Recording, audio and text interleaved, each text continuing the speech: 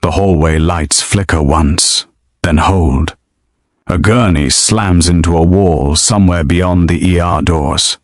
Security radios crackle, half sentences, breathless, unfinished. Near the nurse's station, a woman with a visible limp tightens a bandage around her own ankle.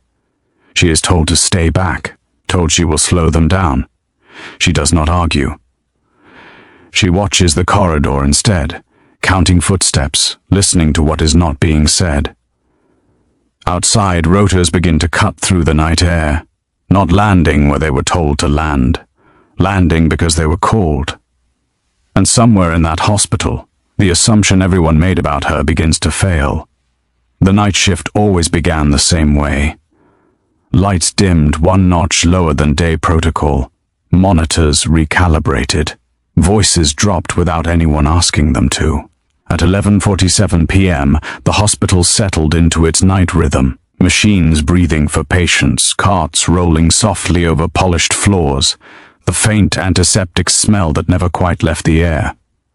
She stood at the edge of the triage desk, weight shifted carefully to her right leg. The limp was noticeable, not dramatic, not hidden either. A slow, measured favoring of one side that suggested pain managed, not healed. The kind that drew glances from supervisors and quiet concern from co-workers who assumed limitation. "Don't push it tonight," one of the charge nurses said as she passed. "Stay on intake. We'll rotate if it gets busy." The limping nurse nodded once. No argument, no explanation.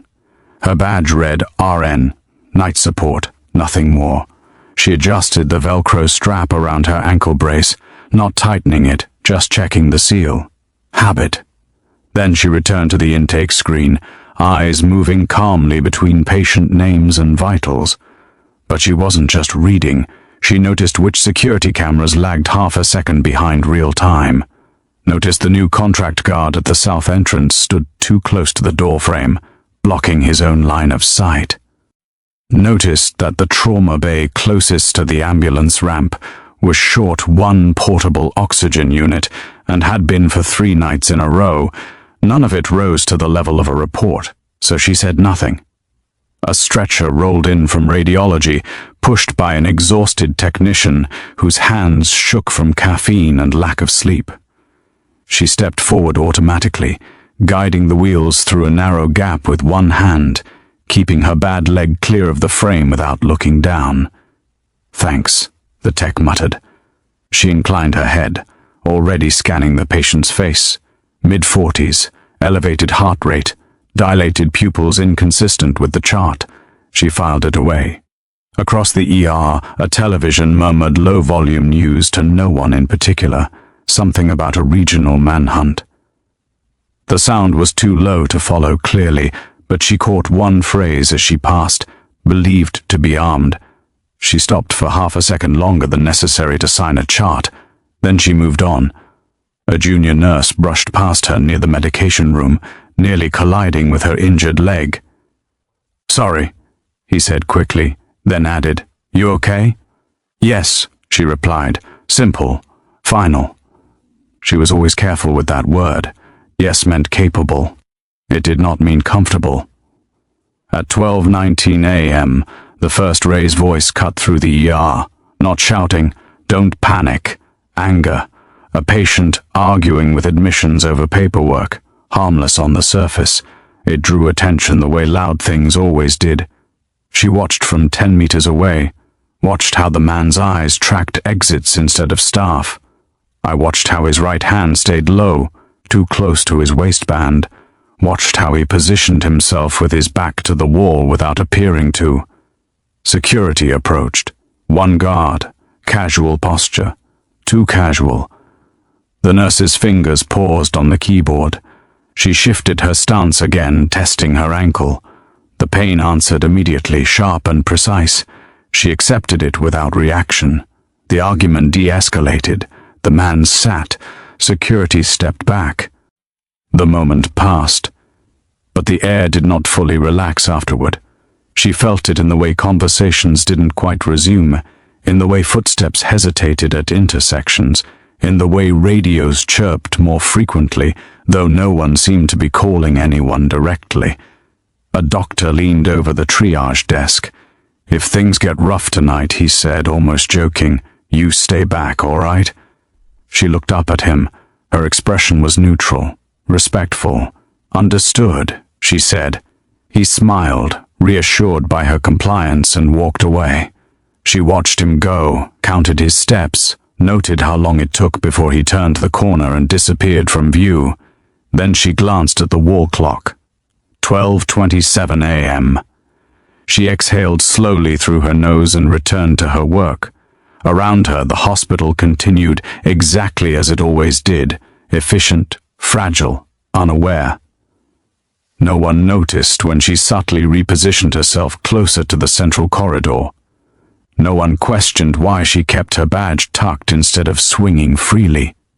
No one asked why, despite her injury, she never sat unless told to. To them, she was just a limping nurse on night support, and for now, that was enough. The first door failed to latch at 12:41 a.m. Not enough to trigger an alarm, not enough to register on anyone's screen. It was a soft mechanical hesitation, the sound of metal meeting metal without commitment. The kind of thing most people never heard, or heard and ignored. She heard it. The door led to a restricted service corridor behind radiology, normally sealed after midnight, normally quiet. She didn't react immediately. Instead, she finished sanitizing her hands, dried them fully, logged the patient transfer she had just assisted with. Her movements stayed within the expected rhythm of the floor, no urgency, no deviation. Then she walked.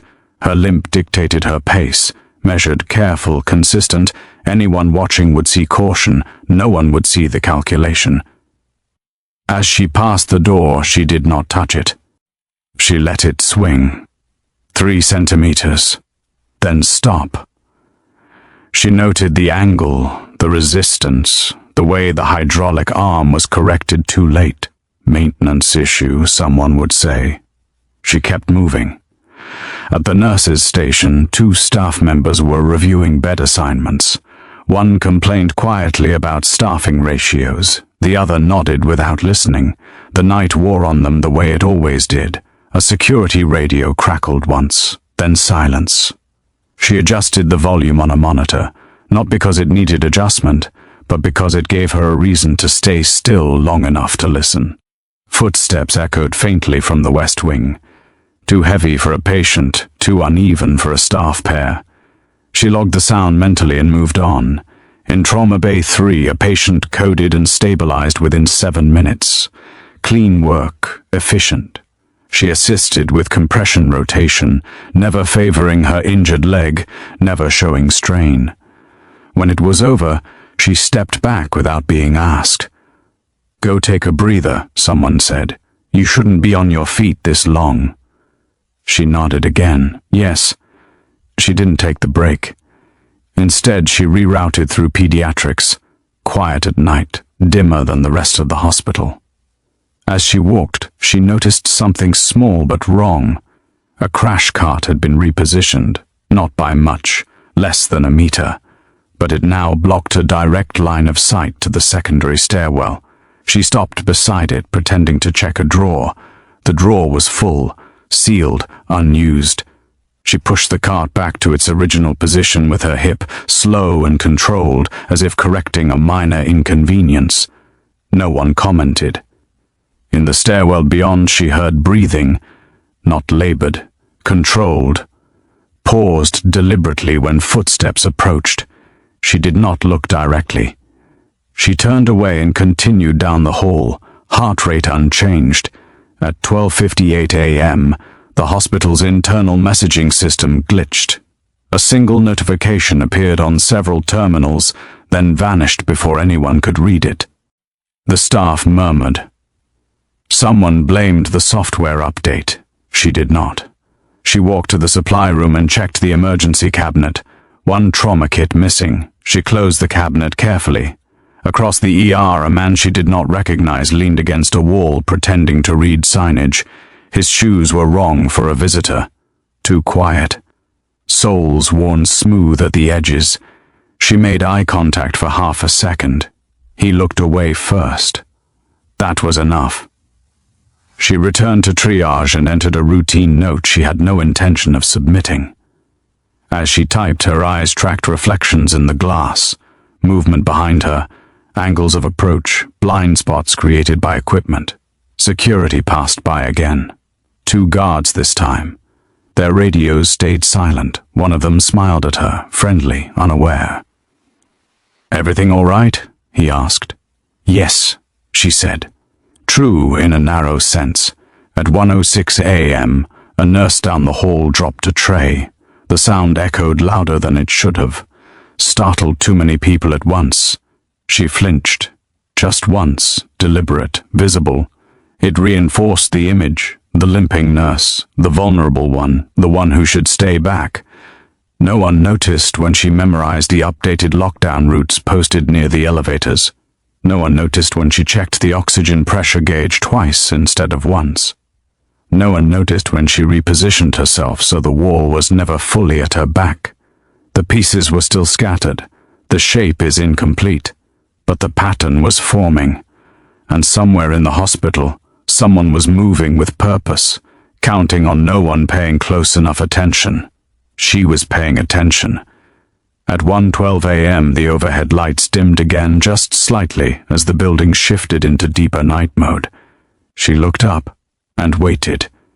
The announcement did not come with urgency. No sirens, no raised voice, just a calm, automated tone sliding into the hospital's background noise. "Attention all staff. This is a partial security lockdown. Please remain in your assigned areas until further notice." The words were designed to reassure. They did not reassure her. She felt the change immediately, not in the announcement itself, but in the building's response. Doors she had passed through minutes earlier clicked as magnetic locks engaged. Elevators paused longer between floors. The air pressure shifted as ventilation systems adjusted to containment mode. Containment meant uncertainty. A charge nurse looked up from her tablet. "All right," she said, forcing steadiness into her voice. "Let's stay where we are. No wandering." Several heads nodded. Someone laughed softly, the way people do when they don't want to admit fear. The limping nurse did not react. She checked the hallway behind her. Clear. Then the one to her left. Clear but narrowing. A supply cart had been left half-angled near the wall, reducing movement space. She nudged it aside with her foot. "Careful," someone said. "You shouldn't." "I'm fine," she replied, already moving on. At the far end of the ER, security converged near the ambulance bay. Their posture had changed. No more casual weight shifting, hands closer to belts, eyes scanning instead of settling. A radio burst to life. Lost visual. Repeat, lost visual near. Static swallowed the rest. The charge nurse looked toward the doors. "What's going on?" No one answered. The limping nurse repositioned herself near the central support column, close enough to the nurse's station to appear compliant, far enough to see both major corridors. She leaned lightly against the surface, taking pressure off her ankle, and listened. Footsteps ran, then stopped. A stretcher slammed into a wall. The sound echoed, sharp and uncontrolled. Someone swore. "Lock that door," a voice called out. The trauma bay was sealed with a heavy mechanical thud. Patients stirred. Some sat up. One began to cry softly. "Everything's okay," a nurse said too quickly. "Just a precaution." The limping nurse watched the far corridor. A man emerged from the shadow there, not the one from earlier, but similar. Same posture, same deliberate economy of movement. He was not wearing hospital colors, he was not rushing. He noticed her looking. He adjusted his path. She turned away first. She moved toward a patient in a wheelchair, lowering her voice, adjusting a blanket that did not need adjusting. "Is something wrong?" the patient asked. "No," she said, "but I need you to stay exactly where you are." Her tone was gentle, firm enough to be obeyed. Behind her, a doctor argued with security. "We need to move critical patients. You can't just—" "We don't have clearance," a guard replied. Orders came from outside. Outside. She filed the word away. The lights flickered again, longer this time. When they stabilized, the hallway felt smaller, tighter. The hospital was closing itself. A security supervisor approached the nurses' station. "Listen up," he said. "Until we know what we're dealing with, no one moves without clearance, especially you." He looked directly at her. "With your leg," he added, lowering his voice. "Stay put. If things go bad, you'll just get in the way." She met his eyes. "Yes," she said. She did not move. Minutes stretched. Radios whispered fragments, coordinates without context, call signs no one in the ER recognized. She heard one phrase twice. Negative contact. She felt the absence more than the presence. Whatever they were looking for had already moved. At 1:27 a.m., the partial lockdown escalated. Doors sealed in sequence now. Not all at once. Someone was choosing which corridors to close. A patient screamed as a door shut inches from his bed.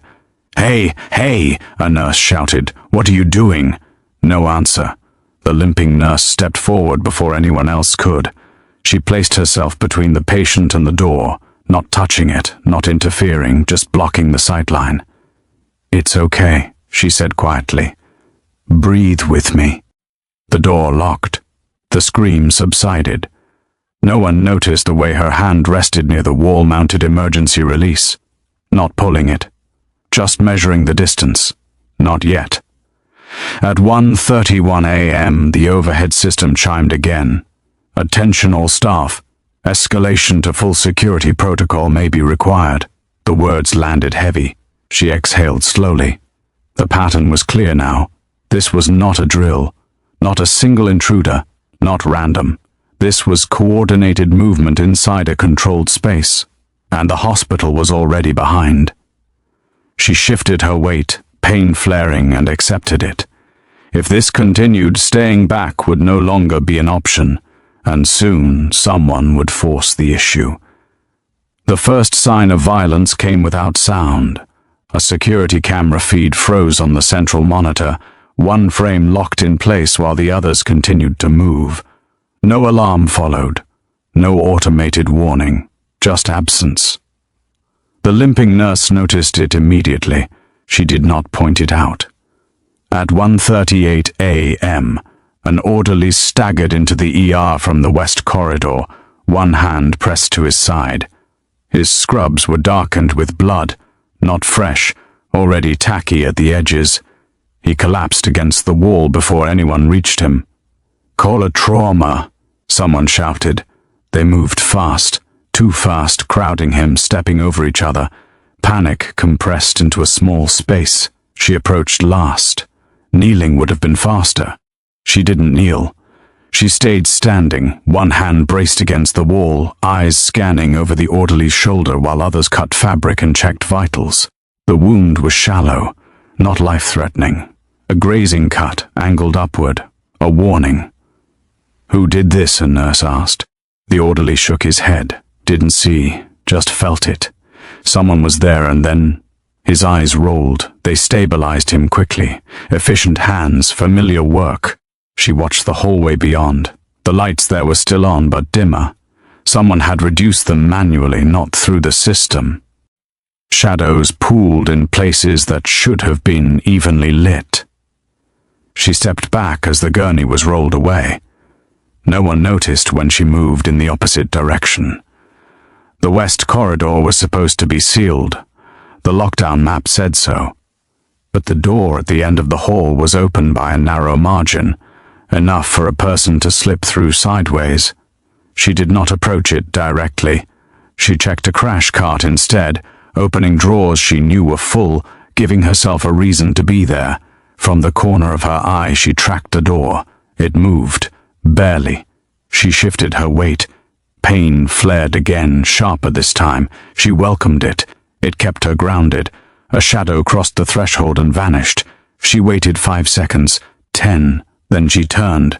The corridor beyond was empty, but the air was wrong, stale, disturbed, carrying the faint metallic scent of blood and oil, not hospital oil, something heavier. She stepped forward 1 pace. A noise came from the stairwell, fabric against concrete, a breath taken too slowly. She did not call out. She stepped back instead, retreating just far enough to stay within the light. The figure emerged fully this time. Male, mid-30s, athletic, dressed in layered clothing designed to break silhouette, not blend in. No visible insignia. His eyes flicked to her ankle brace. He smiled. "Wrong way," he said softly, not threatening, almost polite. She matched his tone. "This area is restricted." He tilted his head, evaluated her. "You should go back," he said, "before this gets ugly." She nodded. Then she took 1 step to her left. It was a small movement, almost nothing, but it put the supply cart between them and blocked his clean path to the ER floor. His expression changed, not anger, calculation. He lunged. She did not fight him. She pulled the cart down instead. It crashed loudly, metal and plastic scattering across the floor. The noise echoed down the hall like a dropped instrument tray magnified tenfold. Staff voices rose immediately. Footsteps ran. The man cursed under his breath and retreated, melting back into the stairwell before security rounded the corner. "Hey!" a guard shouted too late. The nurse leaned heavily against the wall, breathing hard now. The pain in her ankles surged white-hot. A doctor rushed to her side. "Are you hurt?" "Yes," she said. True, again, in a narrow sense. They helped her sit. Someone fetched water. Another called for security reports. No one asked why she had been there. No one asked how she knew which way he would move. Security sealed the stairwell completely this time. 2 guards posted, weapons drawn. The crisis was escalating. She sat quietly, head bowed, playing the role expected of her.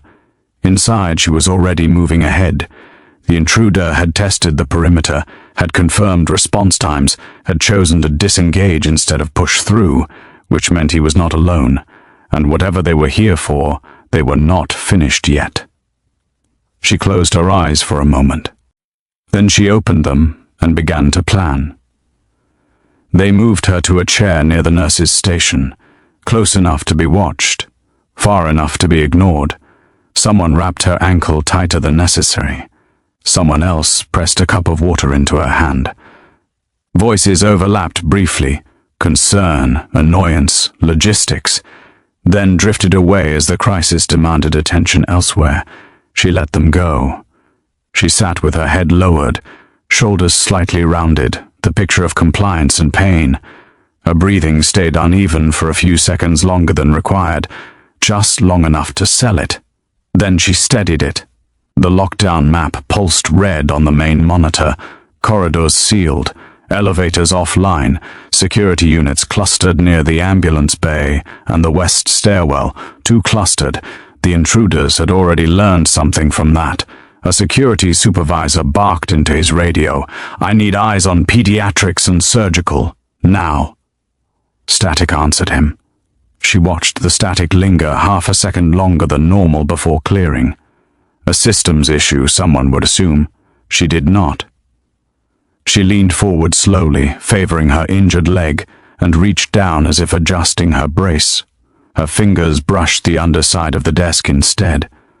There was a port there, old, installed before wireless systems became standard, kept for redundancy, rarely used, almost forgotten. She slipped a thin cable from her pocket, not hidden, just overlooked. It disappeared into the port with a soft click. Her other hand shielded the movement. Anyone glancing her way would see only a nurse managing discomfort.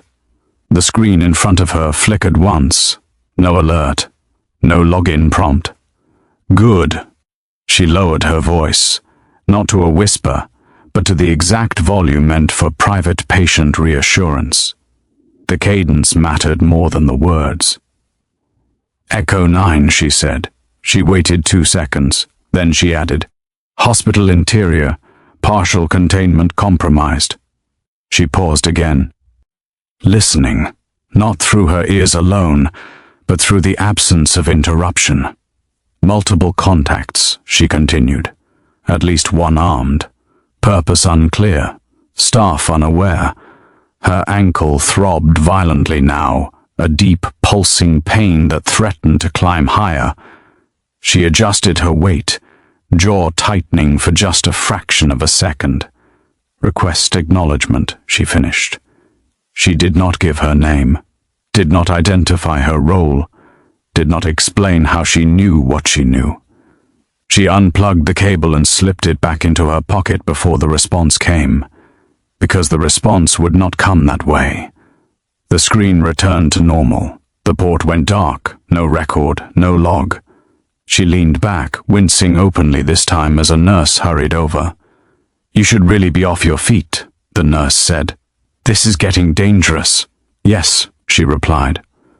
Across the ER, a security guard froze mid-sentence. His radio crackled, not with static, but with a tone none of them recognized. Short, precise, meant for trained ears. He frowned. "Did you hear that?" Another guard shook his head. "Hear what?" The first guard listened again. His posture shifted subtly, attention narrowing. "Command just came online," he said slowly. "External." The supervisor looked up. "External from where?" Before the guard could answer, the building shuddered, just slightly, as air pressure adjusted again. Not the internal system this time. Something overriding it.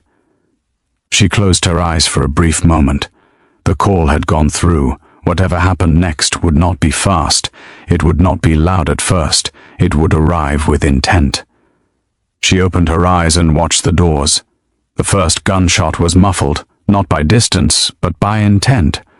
A suppressed report echoed faintly through the surgical wing, mistaken at first for equipment failure. A monitor alarm chirped. Someone laughed nervously, then stopped when they saw the look on a surgeon's face. The lockdown map updated again.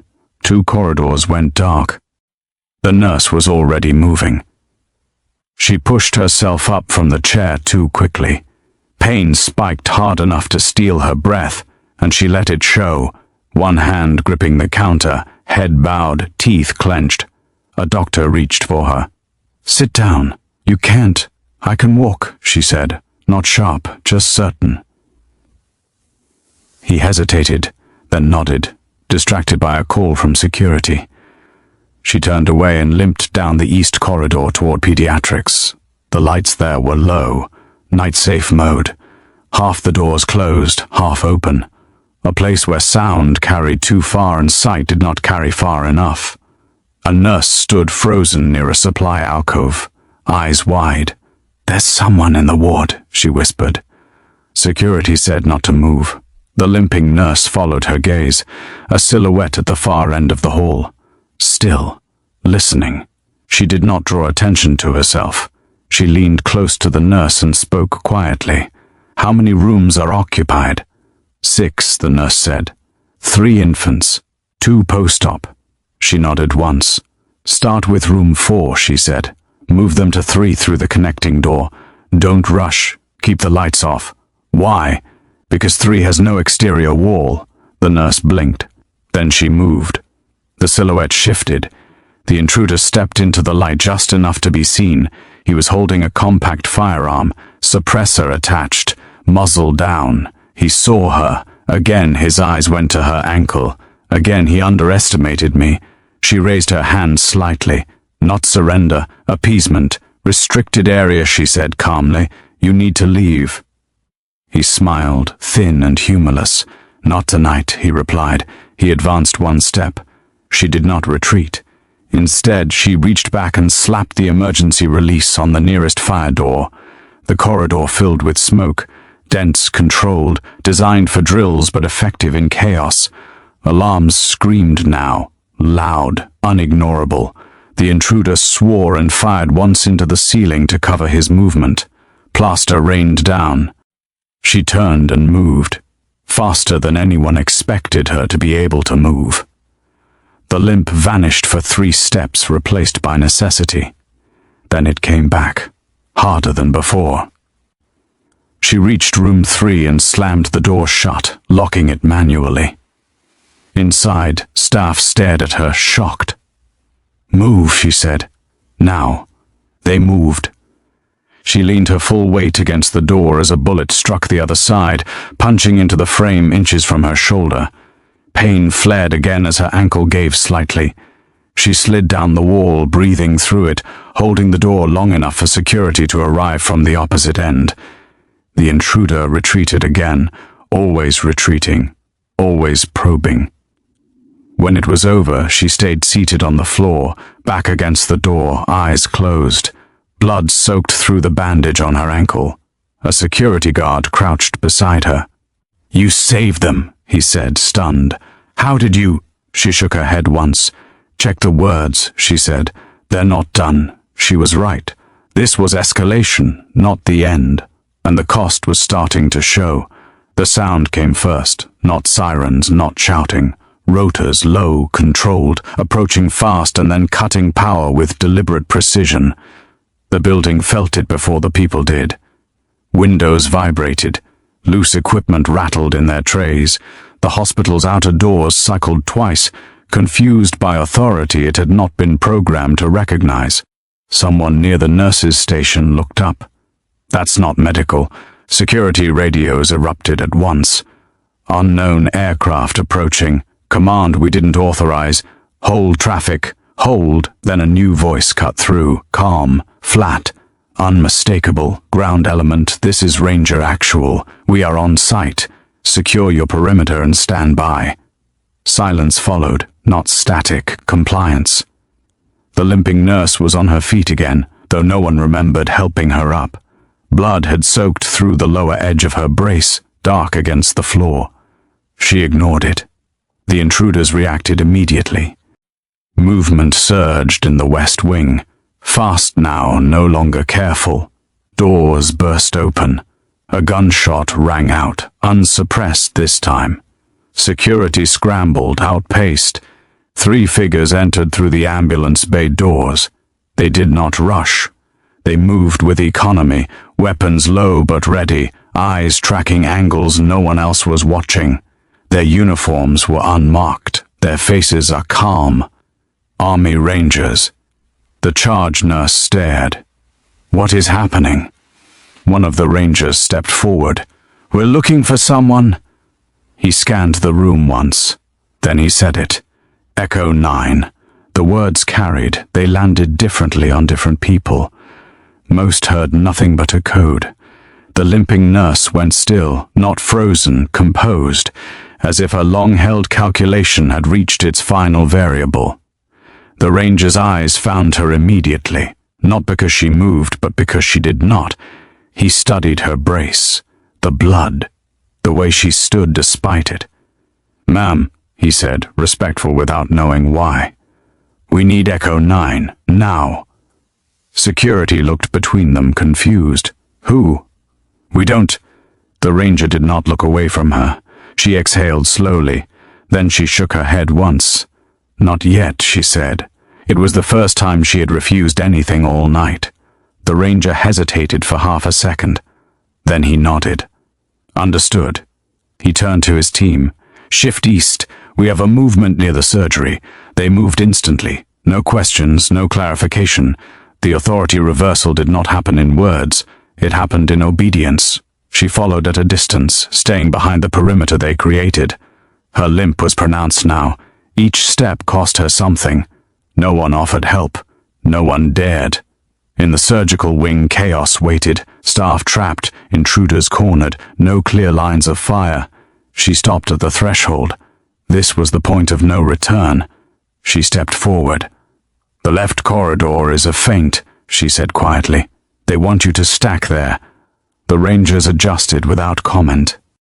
"The primary target is moving through sterile storage," she continued. He'll abandon it in 30 seconds. 30 seconds later, he did. The Rangers intercepted him cleanly. No unnecessary shots, no spectacle. When it was done, the building exhaled. One of the Rangers turned back toward her. "Ma'am," he said, voice low, "we need you to confirm." She looked at the floor, at the blood trailing behind her. She nodded once. "That's all," she said. "Get them out." They did. And just like that, the night began to quiet again. The last intruder was not trying to escape. That was the first thing she understood when the motion sensors in sterile storage failed to trip. No hurried footsteps, no forced doors, no sound at all. The Rangers secured the perimeter with practiced silence. 2 held angles, 1 checked corners. None of them spoke unless necessary. She stood just outside the threshold, one hand braced against the wall, weight off her ankle. Every pulse of pain was sharp now, insistent, demanding attention she refused to give it. "He's still here," she said quietly. One of the Rangers glanced at her. "How do you know?" "Because he hasn't moved," she replied, "and because this room has no exit he didn't plan on using." They waited. 10 seconds passed, then 20. A nurse whimpered somewhere down the hall. That was the trigger. A figure lunged from behind a sterilization unit, firing blindly toward the corridor. Chaos exploded, alarms shouting, the crack of return fire echoing too loud in the enclosed space. The Rangers moved fast but controlled, driving the intruder back without killing him. One took a glancing hit to the shoulder and barely reacted. She stepped forward. "Hold," she said. It was not loud. It was not forceful. It was enough. The Rangers froze mid-motion, weapons trained but fingers disciplined. The intruder stared at her, confused, breathing hard. Blood streaked across his sleeve. "You're hurt," he said, almost incredulous. "You shouldn't be here." She met his eyes. "You're done," she said. He raised his weapon again. She did not draw anything, did not rush him, did not threaten. She simply spoke. "You're surrounded," she said. "Your exits are gone, and if you fire again, they will stop trying to take you alive." He hesitated, not because of the Rangers, because of her certainty. The weapon clattered to the floor. The Rangers moved in instantly, securing him, restraining him with precision. No anger, no celebration. When it was over, one of them turned to her. "You should be in treatment," he said. "Yes," she replied. She finally allowed them to help her sit. A medic cut away the brace carefully, revealing swelling already spreading up her calf. The injury was worse than she had let herself acknowledge. She watched it clinically, detached. "You didn't have to step in," the Ranger said quietly. "We had it." She shook her head once. "You needed time," she said, "and they didn't have any left."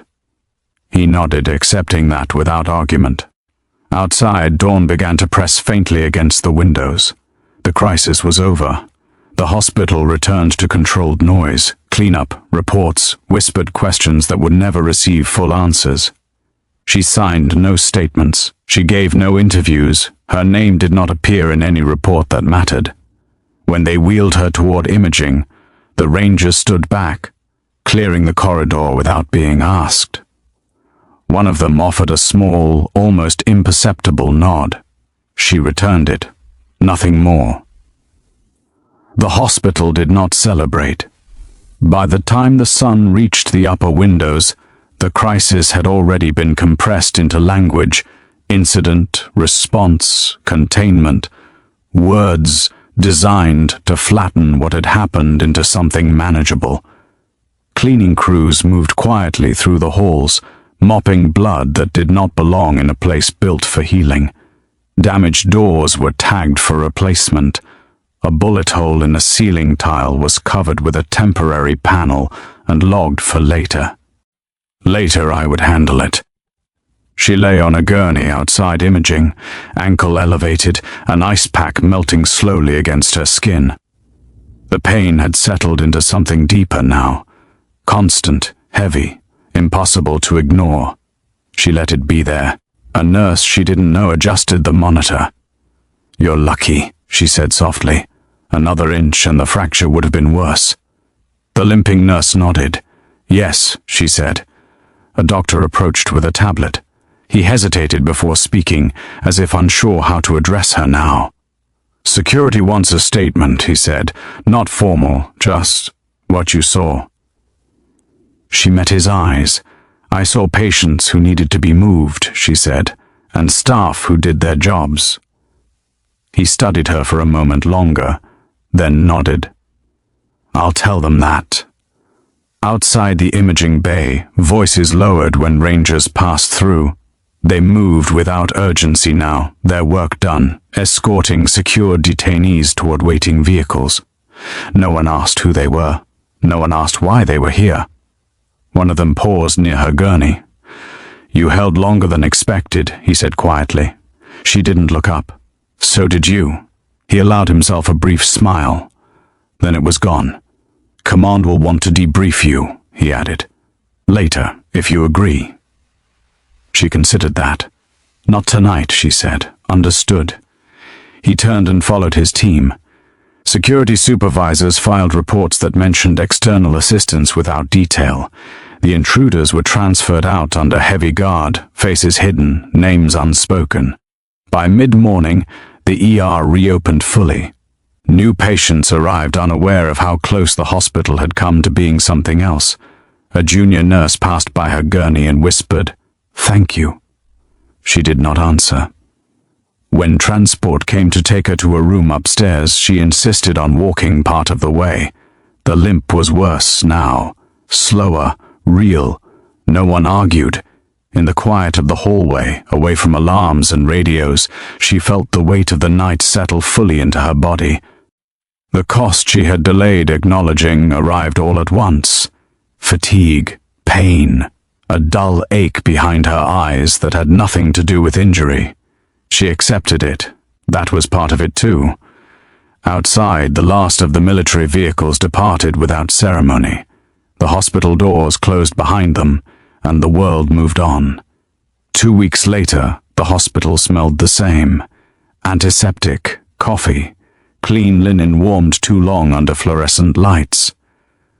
The night shift began quietly, as it always did. She walked through the automatic doors with a slight limp, less pronounced now, but still there. The brace was gone. The pain remained, muted but persistent, a reminder rather than a warning. Her badge had not changed. RN, night support. At the nurse's station, a new face looked up from a clipboard, young, alert, unaware. "You're on intake tonight," the nurse said. "We'll keep you off the heavy stuff." She nodded. Yes. No one mentioned the repaired doors that closed faster now. No one mentioned the extra cameras installed without announcement. No one mentioned the security drills quietly added to the schedule. She took her position near the desk and logged in. A patient argued over paperwork. A monitor beeped out of rhythm.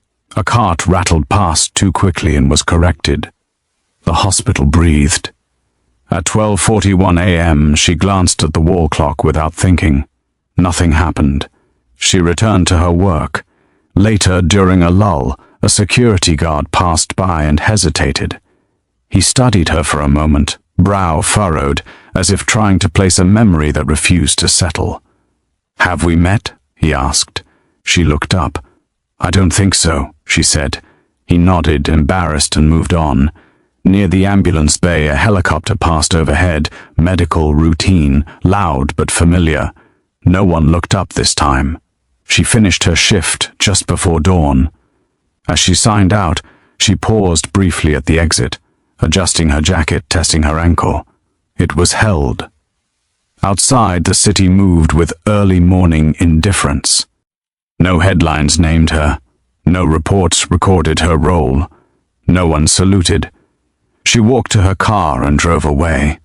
Behind her, the hospital continued, quiet, functional, unaware of how close it had come to breaking, and inside it, assumptions remained intact. That was how she preferred it.